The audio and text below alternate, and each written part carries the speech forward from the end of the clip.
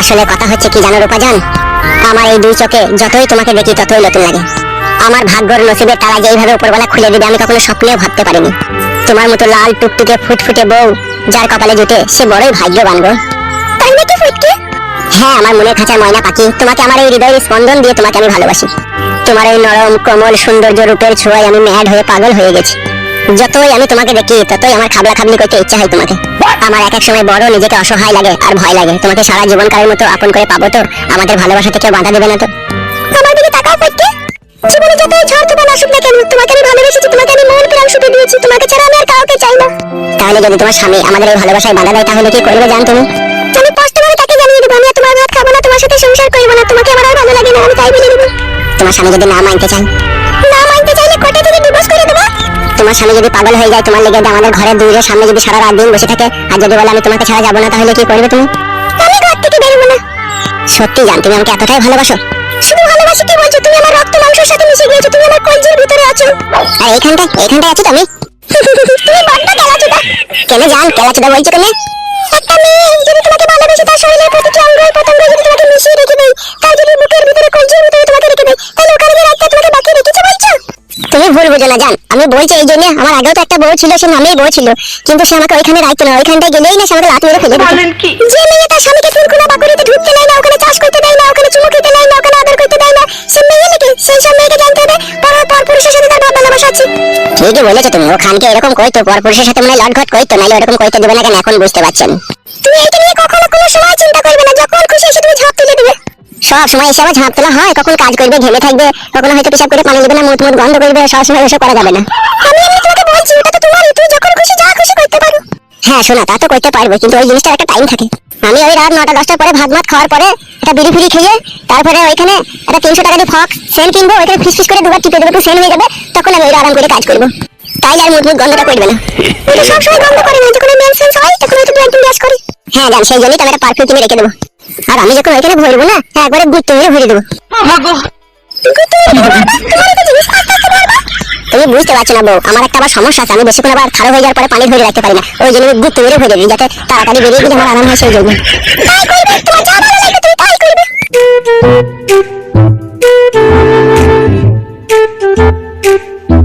বাড়ি যাওয়ার আগে বলা একবার ফোন করে বউকে জানিয়ে দিই যে বাড়ি চললাম আমি।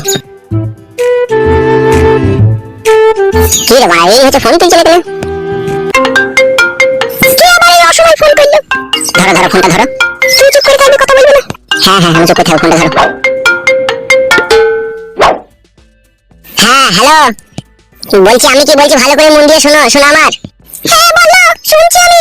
বলছি দুবাইয়ে প্রচন্ড পরিমাণে ঝড় বৃষ্টি হয়েছে, ঠিক আছে? তাই আমার হলুদ মরিচের ব্যবসা এখন বন্ধ রয়েছে, বুঝতে পেরেছো তো? সেদিন আমি বাড়ি চললাম।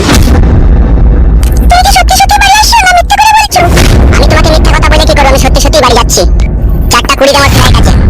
বেশ ঠিক আছে, সাবধানে আসবে। ঠিক আছে, তাহলে গেলাম এখন। রাখো। জীবনটা পুরো কলকাঠি হয়ে গেল। এইভাবে যে হঠাৎ করে দুবাই শহরের মধ্যে ঝড় বৃষ্টি চলে যাবে ভাবতে পারিনি, আমার 1.5 লাখ টাকা লোকসান হয়ে গেল ব্যবসা। বাবারে 4:10 বেজে গেল, ফ্লাইটে টাইম হয়ে গেছে তোমার।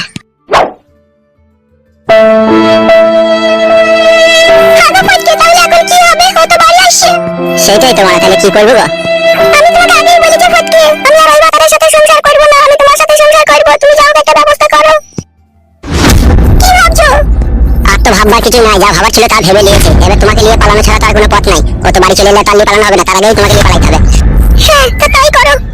তুমি এক কাজ করো, তাড়াতাড়ি তোমার জামা কাপড় কটা ব্যাগে গুছিয়ে নাও, দিয়ে চলো আমার সাথে। হ্যাঁ আমি তাই করছি।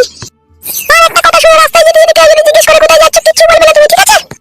বেশ শোনো আমার, আমি কাউকে কিচ্ছু বলবো না, তুমি রেডি হয়ে যাও, চলো। ঠিক আছে এসো।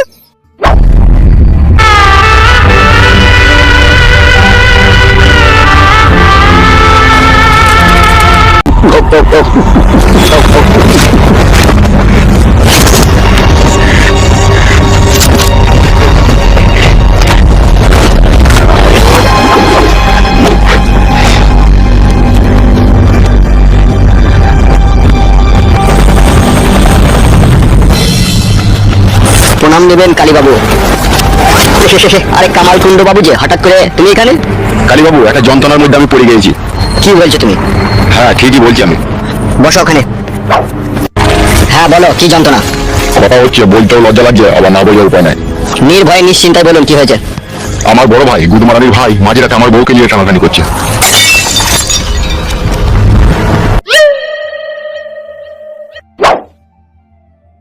কি এইসব কথা বলছো তুমি? তোমার বউকে নিয়ে টানাটানি করছে মানে মাঝরাতে? কিছু তো বুঝতে পারলাম না আমি। আমিও মা বুঝতে পারিনি, হঠাৎ করে একদিন দেখছি পাশে বউ নাইকো, তারপরে ওই ঘর থেকে যেন একটা কিসের আওয়াজ আছে, চুরি লড়বড় লড়বড় করছে, খড়খড় করছে, তারপরে শুনছি নাইছে। তারপরে যেই আমি জানলা দিয়ে উকি মেরে দেখছি আমার বউ পুরোপুরি ন্যাংটো হয়ে খাটের উপরে শুয়ে আছে, আর আমার বড় দাদা পক পক করে ভরছে। লেওড়া, এমন এমন কেস আমার কাছে চলে আসে না, হ্যান্ডেল করা কঠিন ব্যাপার হয়ে যায়।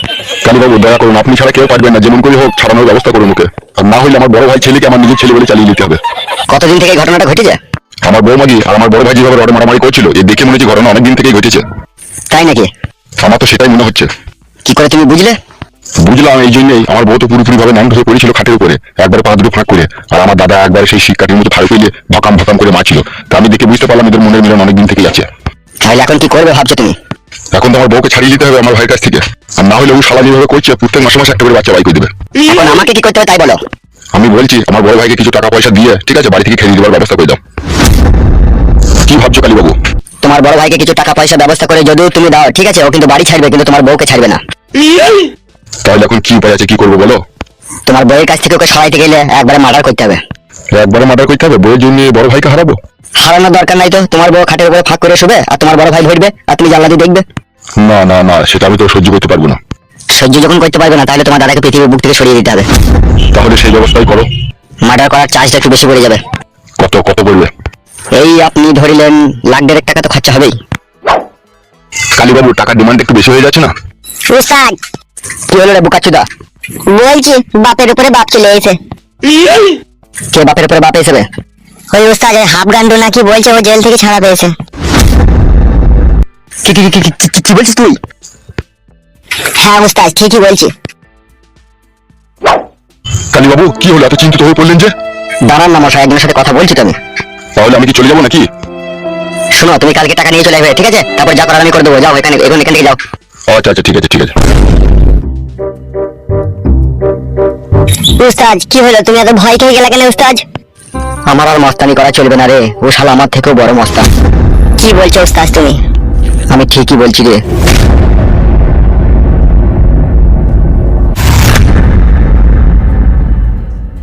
তাহলে উস্তাদ এখন কি হবে? আমরা মস্তানি না করতে পারলে খাবো কি করে? আমাদের সংসার কি করে চলবে উস্তাদ? কি বে, তুই শাড়ি মিষ্টি ফেরত নিলি কেন? লাইনি তো মারা গাল দিছিল। তা বলছি কি বাড়া, তোমার কথা কি শুনছো তুমি? ওই শাড়ি চুরি দিতে গেলেই তো ওই হাফ গান্ডু মস্তান চলে এলো, ওদের সাপোর্ট করলো, বলছে পা হাত পা ভেঙে দেবো তাই বলছে। সত্যি করে বলছিস এই কথা বলেছো? হ্যাঁ এই কথাই বলেছে। আবার ফটকে শাশুড়ি কি গাল দিল, বলছে কালো কুকুরকে আমরা ভয় করি না, ওর গাঁড় ভেঙে দেবো তাই বলছে। আরো অনেক কথাই বলেছে ফটকে শাশুড়ি। কি বলেছে কি? বলছে আমার মেয়ের কাঁচি পাকান লয়, যে যেমন সে এসে ভরে দেবে, এই পাকানের দাম আছে তাই বললো। আর হাফ গান্ডু কি বলছিল? হাফ গান্ডু তো এসে রিভলভার বাই করে আমার চাঁদে ফুটু করে দিত আর একটু হলেই। বড় ভারী টেনশনের কথা শুনিয়ে দিলি রে তুই আমাকে। শুধু কি টেনশন, হাফ গান্ডু এটাও বলেছে কালো কুকুরকে বাঘ মতো পেলে আমি মার্ডার করে দেবো, ওই আমাকে জেলে পাঠিয়েছে। সত্যি করে? সত্যি করে ব্যবস্থা, আমি তোমাকে মিথ্যা করে বলে কি করবো? বাড়া কি কাজ হলো রে? গুরুমানি ভাই জেল থেকে ছাড়া পেয়ে গেল? হ্যাঁ কাজ করো ওস্তাদ, কাকা বাবুকে এইসব ঘটনা সব বলি চলো। কাকা বাবু ঠিকই একটা না একটা রাস্তা বাই করবে আমাদের লেগে। ঠিকই বলেছিস তো। তাহলে চলো ওস্তাদ, আর দেরি করো না। ঠিক আছে চ।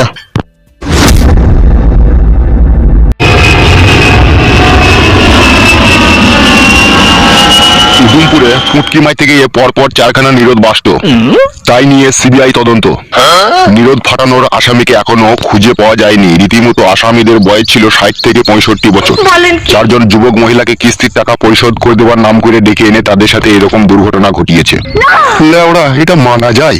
তারপর কি যেন লিখেছে, আসামি গ্রেপ্তার হওয়ার সময় বাংলা মদ খেয়ে ফুল নেশা অবস্থায় পড়েছিল, সেই মুহূর্ত পুলিশ যে অ্যারেস্ট করে। আয় বে, আমি আসছি তো। কি হলো, কি হয়েছে কি বে? কাকা বাবু সব খিচুড়ি হয়ে গেছে। কিসে খিচুড়ি হয়ে গেছে বে? বলবে কাকা বাবুকে ঘটনাটা খুলে। বাবা, আমাদের চিরশত্রু হাফ গান্ডু জেল থেকে ছাড়া পেয়েছে। মিচ্ছি করে মারা? না গো কাকা বাবু, সত্যি করে। হ্যাঁ বাবা, ও নিজের চোখে দেখেছে। কোথায় দেখলো? ওই তো কাকা, আমি ওই উস্তাদের কথা মতো ফটকিতে বাড়িতে জামদানি শাড়ি আর মিষ্টি দিতে যাই, আর সেই সময়তেই ওকে আমি দেখতে পাই। জামদানি শাড়ি আর মিষ্টি দেওয়াতে দেওয়ার কি দরকার ছিল? ওই উস্তাদের একটু মন হয়েছিল ফটকির বইয়ের ওই বাকুড়িতে একটু চাইতে হবে বলে। ভাই গুদমারানি ছোড়া, তোকে আমি বলি নিবে, হ্যাঁ তুই বিয়ে কর, তুই পরে মেয়ে পেছু পেছু ঘুরবি না শালা। আমি ওই একবারই চান্স নিতে গিয়েছিলাম। চাইনিতে গেলা গুদমারানি ছোড়া, চাইনি মারা জায়গা পাওনি তুমি? আমি কি করে জানবো বাবা যে এরকম হয়ে যাবে? দেখি হয়েছে কি বে, ঘটনাটা খুলে বলবে। ফটকির বউকে আমি শাড়ি আর মিষ্টি কিনে বগাটির হাতে দিয়ে পাঠাই। ওখানে দিতে গিয়ে ফটকির বউ আমাকে গাল দিয়েছে, ফটকির শাশুড়িও গাল দিয়েছে। আর ওইখানে উপস্থিত হয়ে গিয়েছিল হাফ গান্ডু, আর হাফ গান্ডু আমার নামে বলেছে যে ওকে পেলে মার্ডার করবো, আর একে আবার পিস্তল ফিস্তল দেখিয়েছে। শালা বেশ, আমি পেপার পড়ছিলাম, শালা এমন এমন কথা বলে না, এসে পিলি শুধু চমকে যায় বড়া। তাহলে এখন কি করবো কাকা বাবু বলি দেন। এখন তোরা এই মুহূর্তে আমার চোখের সামনে থেকে যাবে, আমাকে একটু ভাব দিয়ে দেয় বিষয়ে। এ আয় বে, পালিয়ে আয়।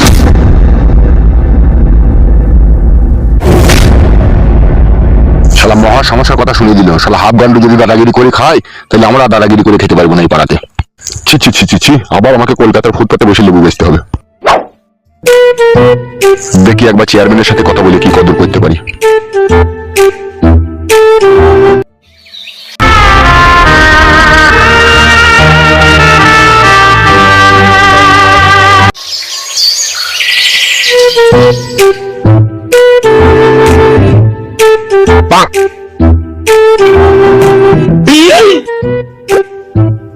কি ব্যাপার, এই মেয়েটা তো আমাদের পাড়ারই, এই ছেলেটার সাথে কোথায় গেছে? ওগো, ও বৌমা। কি হলো, ডাকছো কেন? এই ছোড়া, তোকে বলিনি রে, বৌমাকে বলছি। বলছি বৌমা, তুমি সকালবেলায় বাড়ি ছেড়ে কোথায় চললে? লবণ খেতে গেছে আমাদের বাড়িতে। এই অন টাইমে বানা লবণ কোথায় হচ্ছে? এ পালিয়ে এসো গো। হ্যাঁ চলো। এই বড় আমাকে খাপা পেয়েছি নাকি? অন টাইমে লবণ কোথায় হচ্ছে রে বড়া? অত তোমার করে ফুটলি লাভ কি, কোথায় হচ্ছে না হচ্ছে আমাদের বাড়িতে হচ্ছে লবণ। বৌমা, ও বৌমা।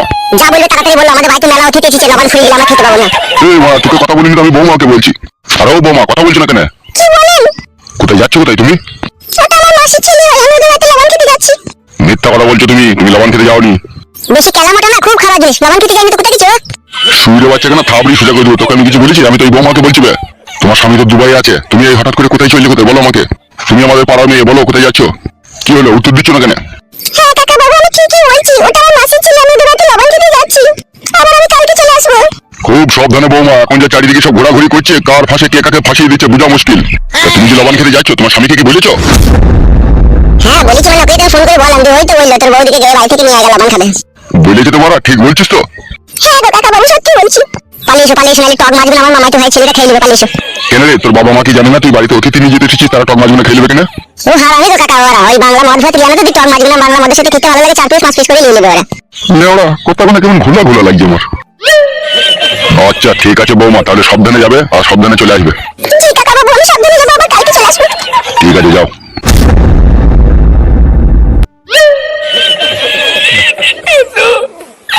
ওরা ওরা কি আমাকে সত্যি কথা বললো নাকি মিথ্যা কথা বললো, কিছু তো মানে বুঝতে পারলাম না।